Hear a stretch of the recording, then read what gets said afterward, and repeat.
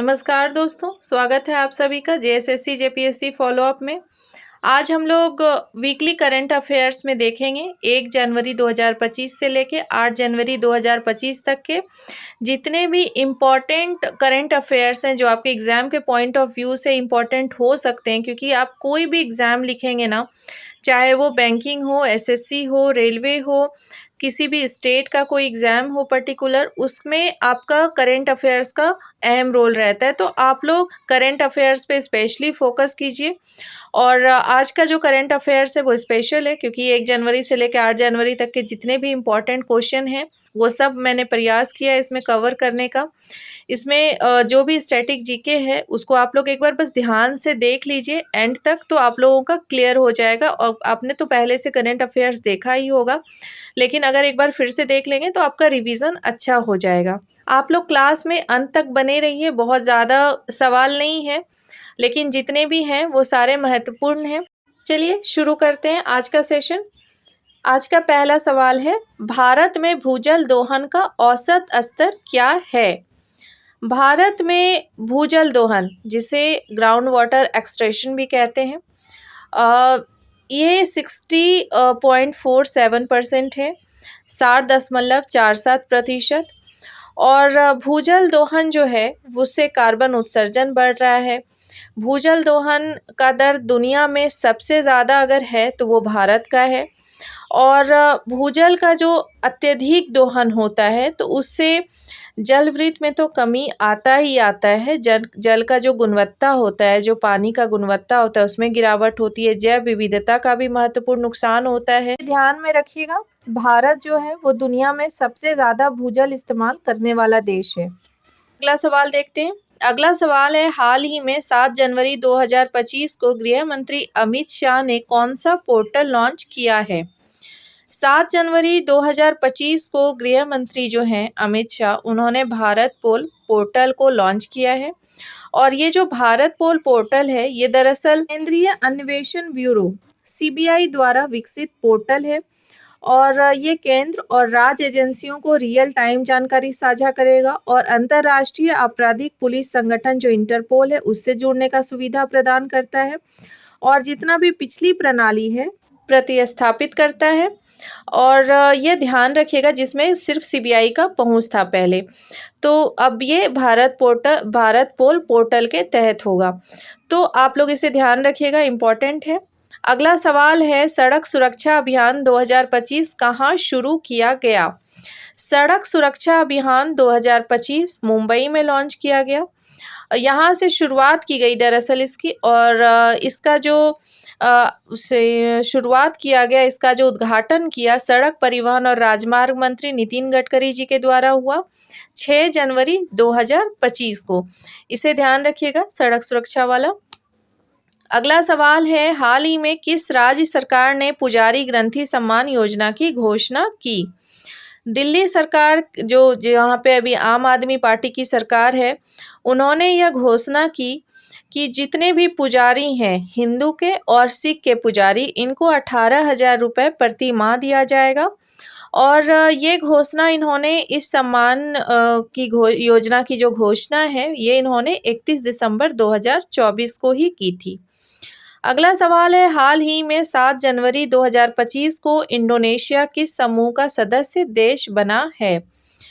BRICS का सदस्य बना है इंडोनेशिया, हाल ही में 7 जनवरी 2025 को। आप लोगों को बता दें कि ब्रिक्स जो है, ब्रिक्स समूह का जो कुल सदस्य देश है वो कुल 10 है, जिसमें ब्राज़ील, रूस, भारत, दक्षिण अफ्रीका, चीन, ईरान, मिस्र, इथियोपिया, संयुक्त अरब अमीरात और इंडोनेशिया आता है, जिन्होंने अभी हाल ही में सदस्य जो बने हैं। और इसकी स्थापना 2009 में हुई थी, जो ब्राज़ील, रूस, भारत और चीन के द्वारा की गई थी। और 2025 के लिए अध्यक्ष देश ब्राज़ील को बनाया गया ब्रिक्स का। इसे ध्यान रखिएगा, ये बहुत ही इम्पोर्टेंट है। अगला सवाल है, हाल ही में 26 दिसंबर 2024 को 45वीं प्रगति बैठक की अध्यक्षता किसने की? पहले हम लोग देखते हैं प्रगति का फुल फॉर्म क्या है। प्रगति का मतलब हुआ proactive governance and timely implementation, यानी सक्रिय प्रशासन और समय पर कार्यान्वयन, जो कि एक बहुत ही महत्वपूर्ण है। और इसका जो अध्यक्षता था वो इसकी अध्यक्षता प्रधानमंत्री नरेंद्र मोदी ने की और ये 26 दिसंबर 2024 को ये बैठक की गई। याद रखिएगा। अगला सवाल देखते हैं। हाल ही में 1 जनवरी 2025 को भारत का पहला जनरेशन बीटा बच्चा का जन्म कहाँ हुआ? जनरेशन बीटा जो है वो 2025 से 2039 के दौरान जन्म लेने वाले बच्चे जनरेशन बीटा के तहत आएंगे, ये ध्यान रखिएगा। और पहला जो जनरेशन बच्चा हुआ, जनरेशन बीटा बच्चा का जन्म हुआ आइजोल मिजोरम में हुआ। इसका नाम है फ्रेंकी रेमरुआटडिका जादेंग, ध्यान रखिएगा। अगला सवाल है, भारत सरकार ने हाल ही में जनवरी 2025 में सार्वजनिक परामर्श के लिए कौन सा मसौदा जारी किया है? आप सभी को मालूम होगा कि अभी हाल ही में जनवरी 2025 में डिजिटल व्यक्तिगत डेटा संरक्षण नियम जारी किया गया और इस नियम के अनुसार बच्चों के सोशल मीडिया अकाउंट के लिए सत्यापन योग्य माता पिता की सहमति को अनिवार्य कर दिया गया है, जो कि एक बहुत ही सराहनीय और महत्वपूर्ण कदम है। अगला सवाल देखते हैं। हाल ही में 27 दिसंबर 2024 को प्रसिद्ध क्रिकेटर सचिन तेंदुलकर ने किसकी मानद सदस्यता स्वीकार की? सचिन तेंदुलकर ने Melbourne cricket club MCC Australia में जो है मानद सदस्यता वहाँ की स्वीकार की। और बता दें कि मेलबर्न क्रिकेट क्लब की स्थापना 1838 में की गई थी, ध्यान रखिएगा। अगला सवाल है, हाल ही में पुस्तक जम्मू कश्मीर और लद्दाख थ्रू द एजेस का विमोचन किसने किया? ये जो पुस्तक है जम्मू कश्मीर और लद्दाख थ्रू द एजेस का विमोचन अमित शाह ने किया। अमित शाह केंद्रीय गृह एवं सहकारिता मंत्री हैं और ये जो पुस्तक है जम्मू कश्मीर और लद्दाख थ्रू द एजेस, इसके संपादक रघुवेंद्र तंवर हैं और ये जो पुस्तक है ये 7 खंड में प्रस्तुत की गई है और इसका विमोचन 2 जनवरी 2025 को किया गया। किसके द्वारा? अमित शाह के द्वारा, इसे ध्यान रखिएगा। अगला सवाल है, प्रतिवर्ष विश्व अंतर्मुखी दिवस वर्ल्ड इंट्रोवर्ट डे कब मनाया जाता है? विश्व अंतर्मुखी दिवस यानी वर्ल्ड इंट्रोवर्ट डे ये 2 जनवरी को मनाया जाता है प्रतिवर्ष और इसका जो 2025 का थीम है शोर भरे विश्व में कुछ शांति और स्थिरता, ये 2025 का थीम है, याद रखिएगा। अगला सवाल है, पंचायत से संसद 2.0 कार्यक्रम की शुरुआत किसके द्वारा की गई? पंचायत से संसद इस कार्यक्रम 2.0 की शुरुआत की गई लोकसभा अध्यक्ष ओम बिरला। इन्होंने इसकी शुरुआत कब की? 6 जनवरी 2025 को। इस कार्यक्रम के तहत अनुसूचित जनजाति यानी ST समुदाय की 502 निर्वाचित महिला प्रतिनिधियों को एक साथ लाया जाएगा, सराहनीय है। अगला सवाल देखते हैं, इसरो ने PSLV-60 मिशन कब लॉन्च किया? इसरो ने PSLV-60 मिशन जो है वो 30 दिसंबर 2024 को लॉन्च किया और ये लॉन्च करने के पीछे का मकसद था जब क्रॉप्स यानी मानव रहित प्रायोगिक मॉड्यूल के तहत अंतरिक्ष में बीज से पौधे उगाने के लिए। और ये जो 4 जनवरी 2025 को है गौचेना जो कॉपिया कहते हैं वो बीज PSLV-60 मिशन के साथ प्रक्षेपित होने के बाद 4 दिनों में अंकुरित हुए। चलिए हम लोग क्रॉप्स का फुल फॉर्म देखते हैं। क्रॉप्स का मतलब है compact research module for orbit plant studies. ये इसरो ने PSLV-60 मिशन के तहत इसे अंजाम दिया। अगला सवाल देखते हैं, हाल ही में 30 दिसंबर 2024 को जलवायु परिवर्तन पर चौथी द्विवार्षिक अद्यतन रिपोर्ट भारत ने किसे प्रस्तुत किया? 30 दिसंबर 2024 को जलवायु परिवर्तन पर चौथी द्विवार्षिक अद्यतन रिपोर्ट भारत ने जलवायु परिवर्तन पर संयुक्त राष्ट्र फ्रेमवर्क कन्वेंशन में किया UNFCCC। इस रिपोर्ट के मुताबिक भारत का कुल ग्रीन हाउस गैस यानी जीएचजी उत्सर्जन जो है वर्ष 2019 के मुकाबले 2020 में 7.93% कम हुआ। यहाँ पे मैंने कुछ डेटा दिए हुए हैं, आप लोग इसे ध्यान से देखिए, ये आपके लिए बहुत इम्पोर्टेंट हो सकता है।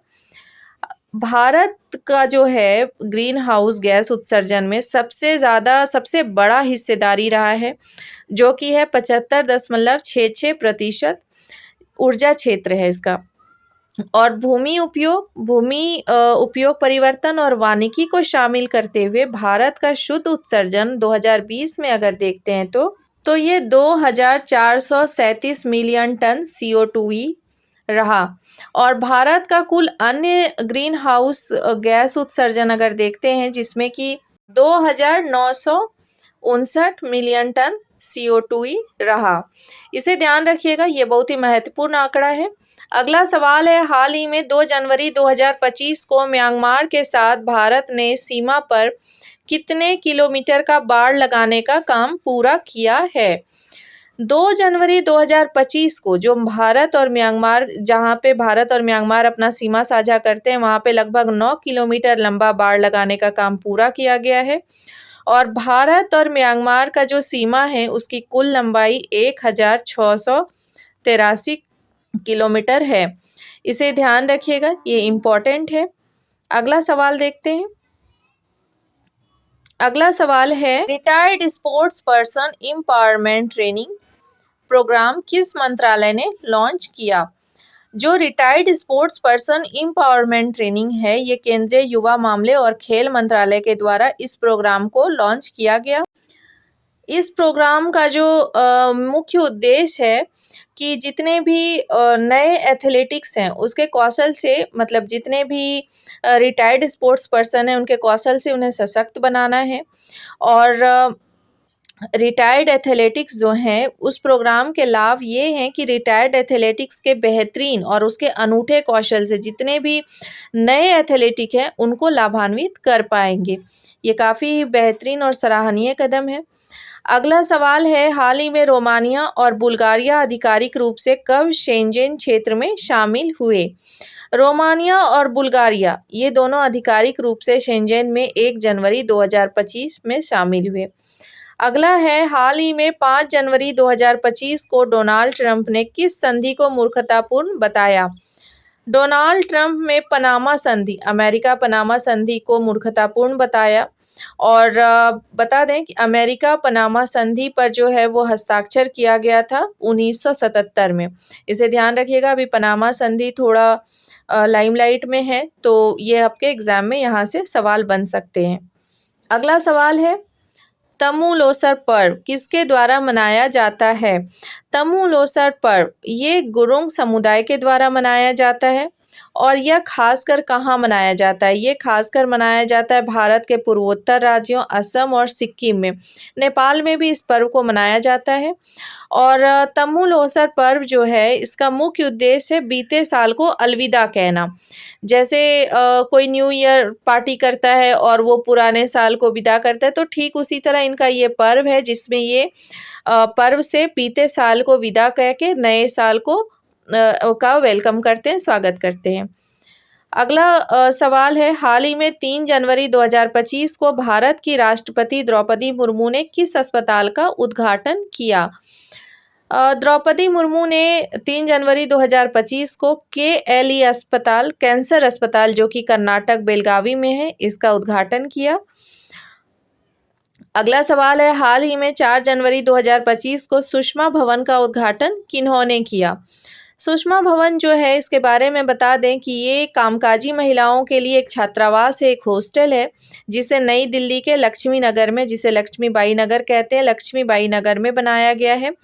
और इसका उद्घाटन केंद्रीय गृह मंत्री अमित शाह जी के द्वारा किया गया 4 जनवरी 2025 को। अगला सवाल है, हाल ही में 31 दिसंबर 2024 को भारत के गतिशील भूजल संसाधनों पर राष्ट्रीय संकलन 2024 किसने जारी किया? राष्ट्रीय संकलन 2024 जल शक्ति मंत्री CR पाटिल ने किया। और यह आकलन जो है भारत के गतिशील भूजल संसाधन का जो राष्ट्रीय आकलन है, केंद्रीय जल विज्ञान बोर्ड CGWB और राज्य संघ राज्य क्षेत्र ने जारी किया है। अगला सवाल है, हाल ही में 31 दिसंबर 2024 को बाल विवाह मुक्त नेपाल अभियान किस देश की सहायता से शुरू किया गया? बाल विवाह मुक्त नेपाल अभियान, ये अभियान भारत सरकार की सहायता से शुरू किया गया और इसमें जो है वहाँ पे नेपाल में एक संकल्प लिया गया कि वर्ष 2030 तक नेपाल में बाल विवाह पूरी तरह से समाप्त कर दिया जाएगा और इसमें नेपाल का जो महिला एवं बाल मंत्रालय है उसका सहयोग दिया गया है, उसके सहयोग से किया जा रहा है। भारत का जो संगठन है बाल विवाह मुक्त नेपाल अभियान में जस्ट राइट फॉर चिल्ड्रन संगठन सहयोग कर रहा है और नेपाल का बैकवर्ड सोसाइटी एजुकेशन संगठन जो है वह बाल विवाह मुक्त नेपाल में सहयोग कर रहा है। और तो इस तरह उम्मीद किया जा रहा है कि बाल विवाह मुक्त नेपाल का जो संकल्प है 2030 तक वो पूरा हो जाएगा। अगला सवाल है, हाल ही में 2 जनवरी 2025 में वैश्विक वस्त्र और परिधान निर्यात में भारत ने कौन सा स्थान हासिल किया है? 2 जनवरी 2025 के वैश्विक वस्त्र और परिधान निर्यात, इसमें जो है वो अभी तो 6ठा स्थान हासिल किया है और व्यापार में जो बाजार हिस्सेदारी है वो 3.9% है और कुल निर्यात जो है वस्त्र और परिधान का हिस्सा वो 8.21% है और फाइनेंशियल ईयर 2023-24 की अगर बात करें तो इसमें $8,946 मिलियन परिधानों का आयात किया गया था। ये 2023-24 फाइनेंशियल ईयर की बात कर रहे हैं हम लोग। अगला सवाल, इसे ध्यान रखिएगा। अगला सवाल और आज के सेशन का आखिरी सवाल है, हाल ही में विज्ञान एवं औद्योगिक अनुसंधान विभाग का 40वां स्थापना दिवस कब और कहाँ मनाया गया? विज्ञान एवं औद्योगिक अनुसंधान विभाग का 40वां स्थापना दिवस नई दिल्ली में 4 जनवरी 2025 को मनाया गया और इस अवसर पर जो डॉक्टर जितेंद्र सिंह हैं उन्होंने नई स्वदेशी दवा पैरासीटामोल का उद्घाटन किया और ये जो पैरासीटामोल है इसको विकसित किसने किया? तो वैज्ञानिक और औद्योगिक अनुसंधान परिषद CSIR ने ही स्वयं इस पैरासीटामोल को विकसित किया है। सत्यदीप्ता फार्मास्यूटिकल्स लिमिटेड कर्नाटक कंपनी ने स्वदेशी पैरासीटामोल को विकसित किया है। आज के लिए इतना ही। मुझे उम्मीद है कि आज का सेशन काफ़ी अच्छा रहा, आज का क्लास काफ़ी अच्छा रहा, आप लोगों को बहुत कुछ सीखने को मिला। बहुत सारे इसमें ऐसे इम्पोर्टेंट सवाल थे जहाँ से एग्ज़ाम में सवाल ज़रूर बनते हैं, तो आप लोग इसे एक बार ध्यान से ज़रूर देख लीजिएगा। अगर आपने ध्यान से नहीं देखा होगा तो एक बार ज़रूर देख लीजिएगा। उम्मीद करती हूँ आप लोगों को यह सेशन पसंद आया होगा और आप लोगों के अपकमिंग एग्ज़ाम्स के लिए यह काफ़ी यूज़फुल होगा। मिलते हैं अगले सेशन में एक नए टॉपिक के साथ। अगर आप लोगों को यह पसंद आया होगा तो जाते जाते चैनल को सब्सक्राइब करना बिल्कुल भी ना भूलें और अपने फ्रेंड्स के साथ ज़रूर शेयर करें। Thank you everyone.